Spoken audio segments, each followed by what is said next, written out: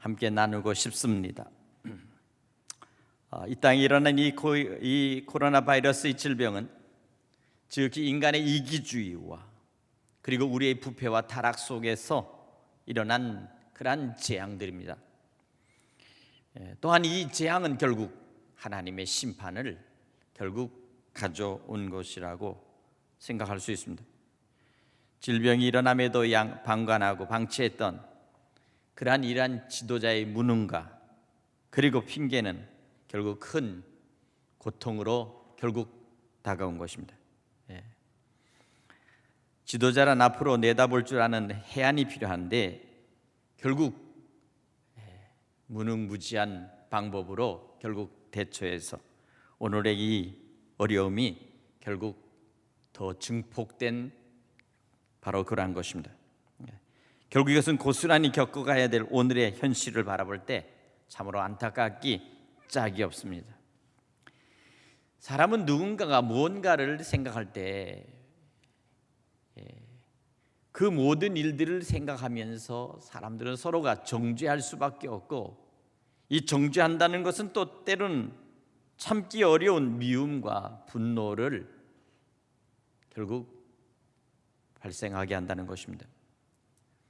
누군가를 미워하거나 누군가를 불신하거나 누군가를 정죄한다는 것이 참으로 그 일을 하는 것이 얼마나 고통이요, 때로는 그러한 것을 통해서 필요 없는 소모, 필요 없는 에너지에 대한 소모뿐만 아니라 그리고 모든 사회가 또한 우리의 모든 이웃들과 더불어서 사실은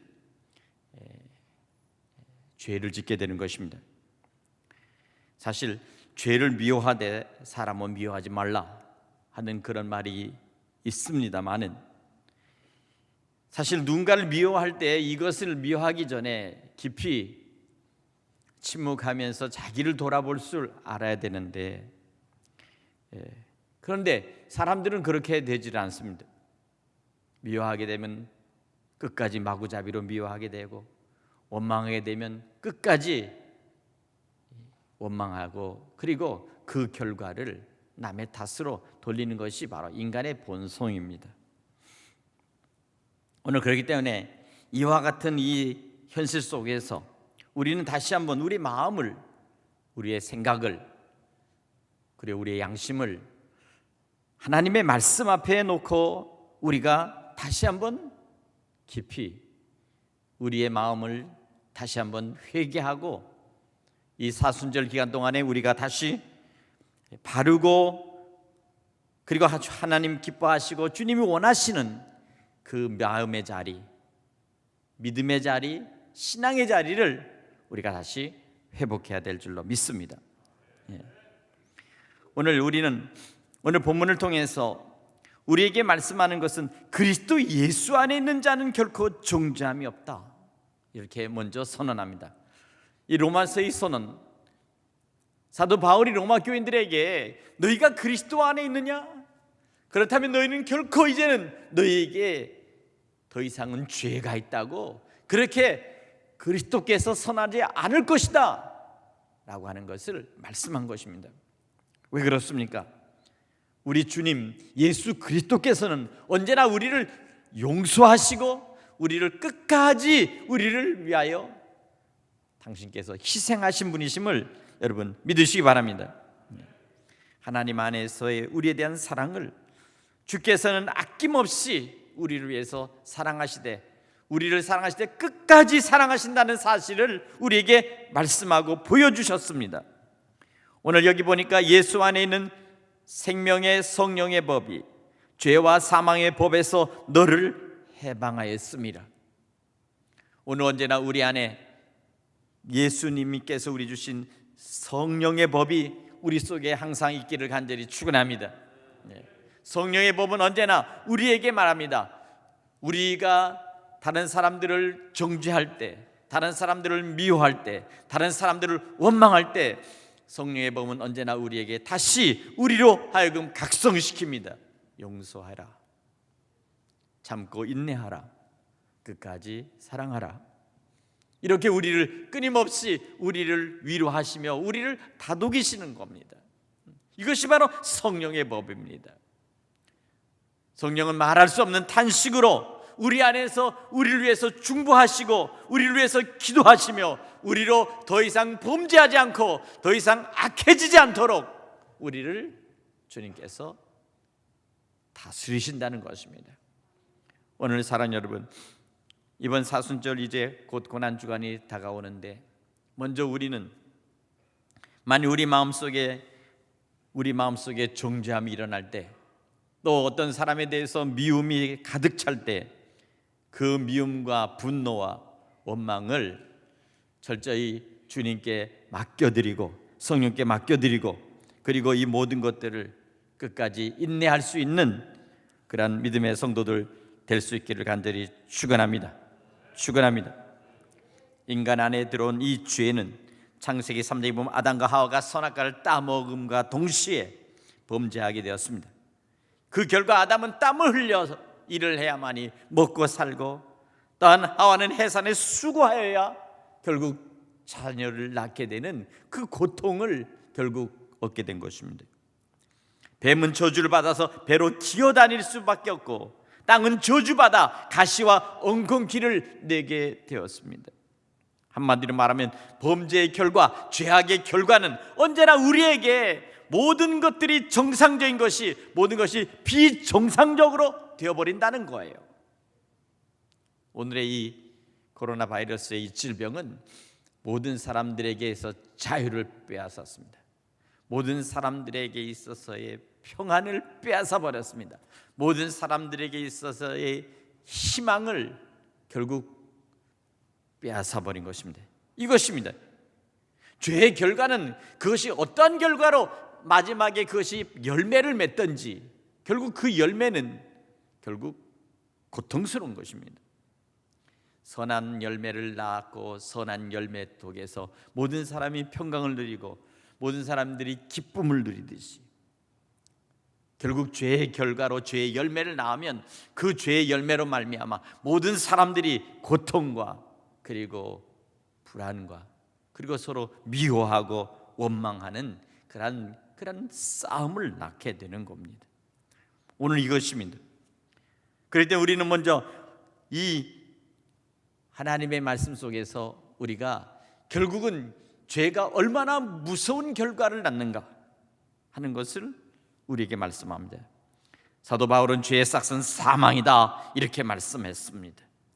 그러나 하나님께서는 이렇게 범죄하고 타락한 인간들을 그 모든 죄악에서 용서하시고 그리고 우리를 다시 새롭게 회복하시기 위해서 구약에서는 그 죄값을 치르기 위해서 그 모든 짐승들의 피로 저들의 죄를 사하시고 그리고 용서해 주셨다는 사실입니다.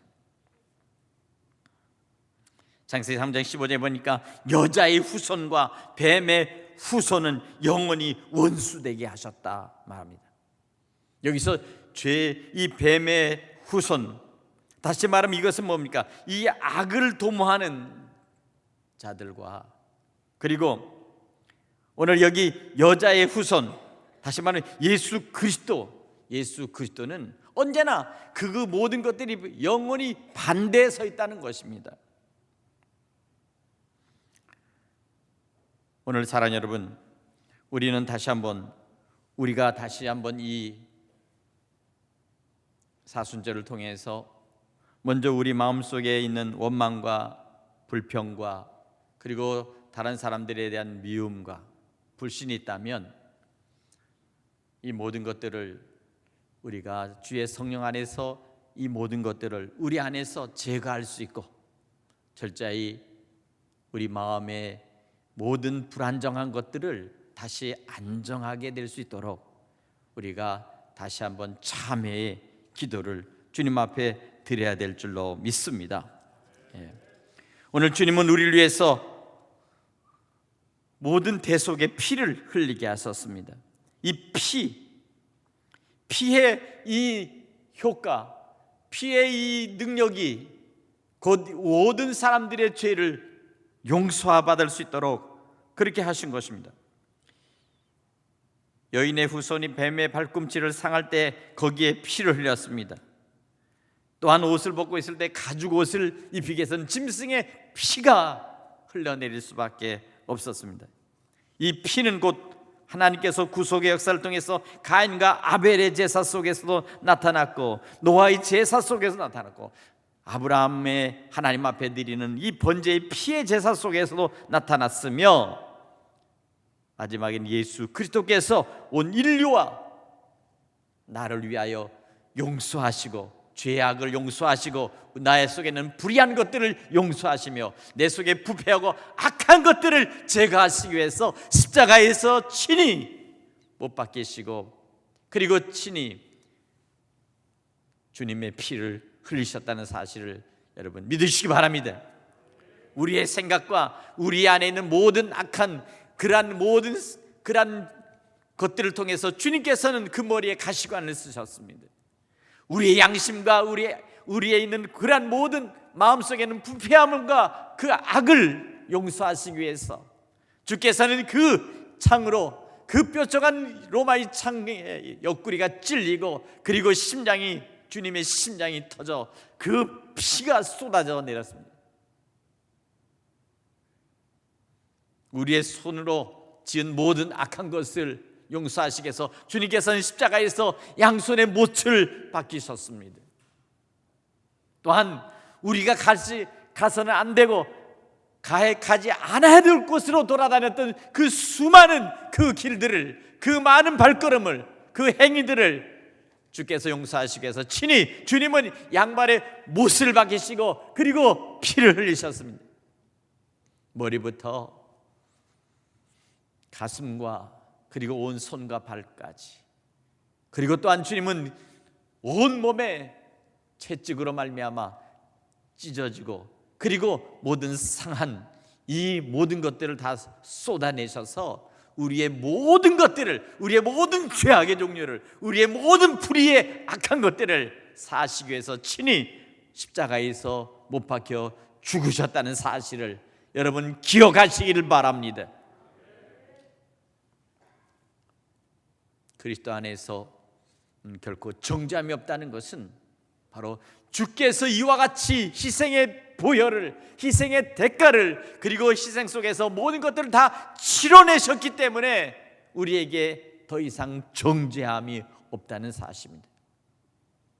그러기 위해서는 우리는 그리스도 안에 들어가야 합니다. 그리스도 안에 있어야 우리는 이 모든 죄에서부터 우리는 구원을 받을 수가 있는 것입니다. 믿으십니까? 네, 바로 그것입니다. 주님께서는 이제 우리의 모든 것들을 결코 기억지 아니하신다 말씀하고 있습니다. 예레미야 31장 34절 보면, 내가 그들의 죄악을 사하고 다시는 그들의 그 죄를 기억하지 아니하리라. 하나님께서는 우리를 구속하시고 우리를 사랑하실 때 우리의 모든 죄를 기억지 아니하신다고 말씀하고 있습니다. 이사야 43장 25절, 나는 나를 위하여 내 허물을 도말하는 자니 내 죄를 기억지 아니하리라, 이렇게 말씀하십니다. 또한 내가 내 허물을 빽빽한 구름에 사라진 같이 내 죄를 안개가 사라진 같이 도말하였으니 너는 내게로 돌아오라. 안개 속에 너의 모든 죄를 그 속에다 거기다가 가두고, 저 빽빽한 구름 속에다가 너의 모든 불의한 것들을 다 담아서 주께서 그 모든 것들을 다 사라지게 하고, 그리고 나는 너의 모든 것들을, 그 모든 것들을 나는 잊어버릴 것이다. 오늘 그것입니다. 히브리서 10장 17절에도 너희 죄와 너희 불법을 내가 다시 기억지 아니하리라, 이렇게 말씀하고 있습니다. 바로 그것입니다.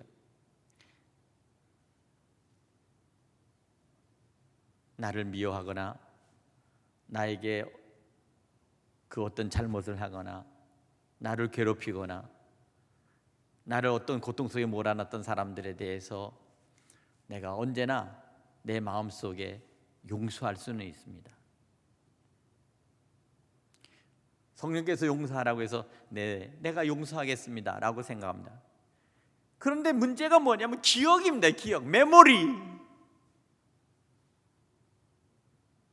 수시로 생각이 난다는 것입니다. 어느 한순간에 어떤 일을 보는 순간 또다시 옛 생각이 납니다. 그리고 그 얼굴이 떠오릅니다. 그렇게 되면 마음속에서 또 가라앉고 잔잔히 고요해졌던 그 심령 속에 묻혔던 그것이 다시 나로 하여금 다시 미워하게 되고 분노하게 만듭니다. 중요한 건 없네. 이놈의 기억을 지워버려야 됩니다. 근데 기억이 지워지지 않아요. 그것이 바로 고통입니다. 여러분들은 어떻습니까? 한번 나 생각하지 않으면 다시 생각 안 납니까?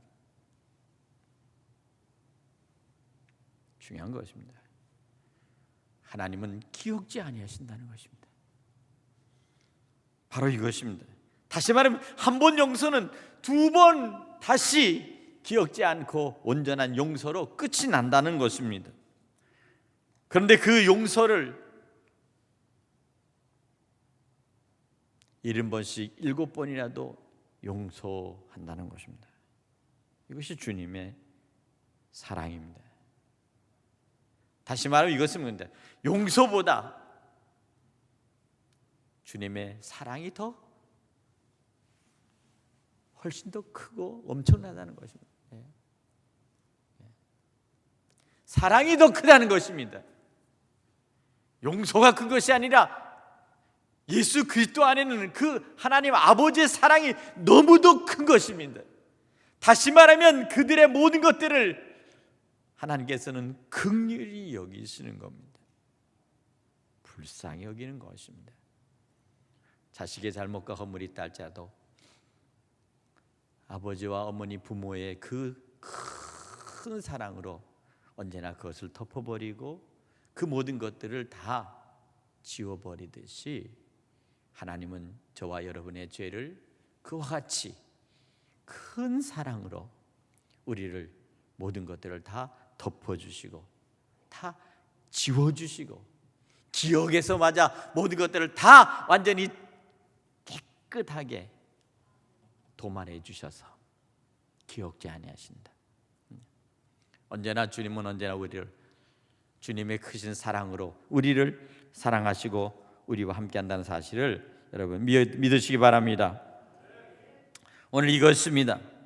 예수 그리스도 안에서 오늘 우리에게 주신 이 말씀, 예수 그리스도 안에 있는 자에게는 결코 정죄함이 없다라고 하는 이 말씀을 통해서 결코 기억지 아니하신다. 우리가 기도할 때 하나님 앞에 주님 기억나지 않도록 해주세요. 이렇게 기도할 수 있길 바랍니다. 원망할 수 있는 일이나 미워할 수 있는 일이나 기분 나쁜 일이나 아니면 누군가에 대해서 내 마음속에 분노할 수 있는 일이 나타날 때 주님 그거 이미 다 예전에 지웠습니다. 내 기억 속에서 이거 모든 것 사라졌습니다. 나는 저들을 바라볼 때 예전에 처음에 저와 맺었던 사랑과 그리고 그대에 대한 관심과 그리고 그와 맺었던 아름다움 그 모든 기억들만 날 수 있도록 다시 새롭게 나의 모든 것을 바꿔주시옵소서. 그렇게 될 수 있기를 주님의 이름으로 간절히 축원합니다. 오늘 우리는 마음속에 평화가 사라지지 않을 수 있도록 주여 우리에게 평화가 언제나 내 속에 넘칠 수 있도록 주여 도와주시옵소서. 분노하고 원망할 때 무언가 말하고 찌꺼리고 싶습니다. 억울하고 분노가 나면 혼자서 저도 역시 밤에 혼자서 중얼거리더라고요. 세상 사람들을 말하면 그렇게 하는 것은 보면 이건 미친 사람입니다. 미친 사람. 근데 마음에 분노가 차고 원망이 차고 부글부글해서 침묵하고 또 침묵했는데 어느 순간 혼자 중얼거리더라고요. 상대방에 대해서 뭔가를 얘기하고 있더라고요. 깜짝 놀랐습니다.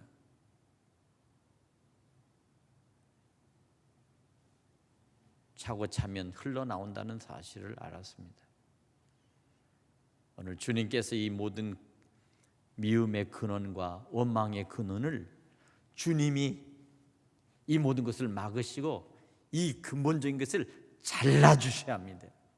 그런데 나는 아직도 십자가에 내가 죽지 않았기 때문에, 내가 그리스도와 함께 십자가에 못 박혔나니 그런 적이 이전에 내가 산 것 아니요 내 안에 그리스도께서 사신 것이라 라고 입으로는 천번만번 암송하고 천번만번 그렇게 하고 있지만, 그러나 내 안에 그와 같은 것이 다시 육적인 육성이 살아나고 인간의 악함이 살아날 때 바로 그 모든 것들을 이겨낼 수 없더라고요.